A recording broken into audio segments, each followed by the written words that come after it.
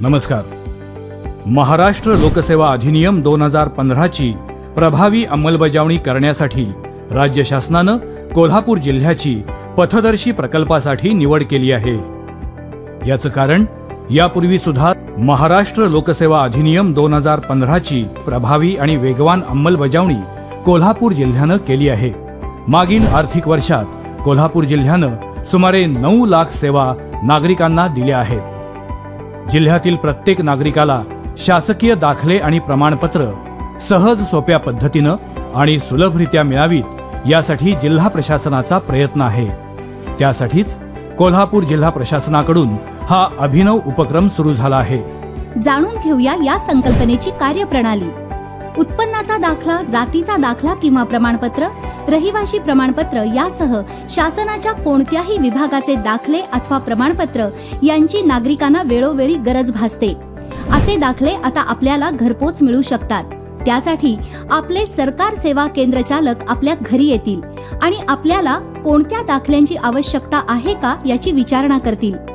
एखाद्या नागरिकांना ज्या दाखल्याची गरज आहे तो दाखला मिळवण्यासाठी आवश्यक कागदपत्रे संबंधित नागरिकांकडून आपले सरकार सेवा केंद्र चालक घेतील आणि कोणतेही जादा शुल्क आकारणी न करता विहित मुदतीत आणि विहित शासकीय शुल्कातच नागरिकांना हवा असलेला दाखला त्यांना घरपोच देतील.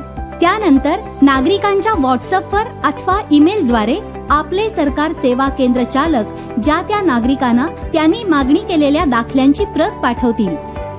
आवश्यक दाखले किंवा प्रमाणपत्र मिळवण्यासाठी आणखी एका प्रणालीचा नागरिक अवलंब करू शकतात.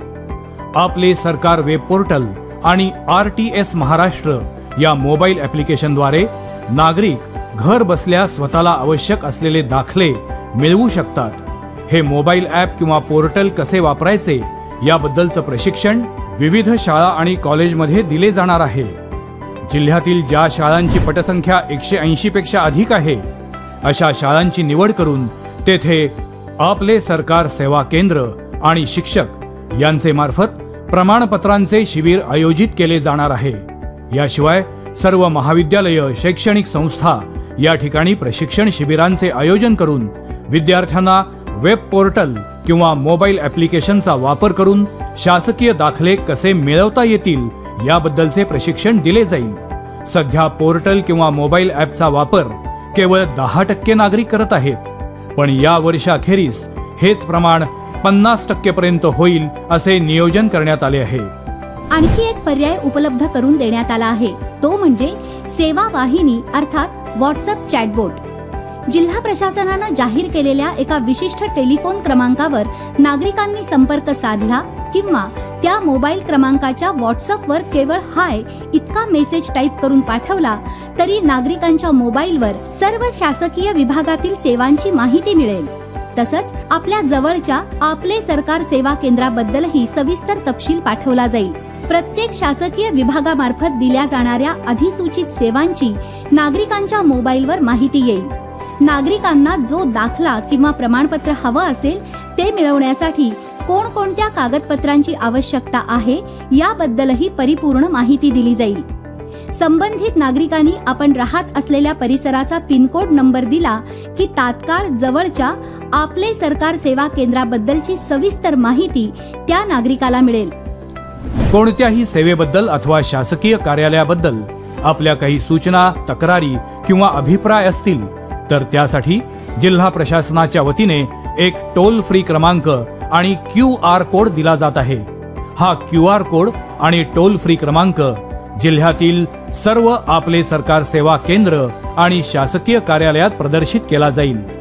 टोल फ्री क्रमांकावर किंवा QR कोडद्वारे येणाऱ्या सर्व सूचना, तक्रारी आणि अभिप्राय यांची जिल्हा स्तरावर स्थापन होणाऱ्या मदत कक्ष म्हणजेच हेल्प डेस्कवर नोंद घेतली जाईल आणि नागरिकांच्या सूचना किंवा तक्रारींचे निवारण केले जाईल. नागरिकांना जलद, गतिमान आणि पारदर्शी सेवा देत असतानाच जिल्ह्यातील सर्व शासकीय कार्यालयांच्या कामकाजामध्ये अधिक गतिमानता येण्यासाठी आणि नागरिकांना उत्तम सेवा सुविधा जलद गतीने देण्यासाठी प्रत्येक शासकीय कार्यालयाचं मानांकन केलं जाणार आहे.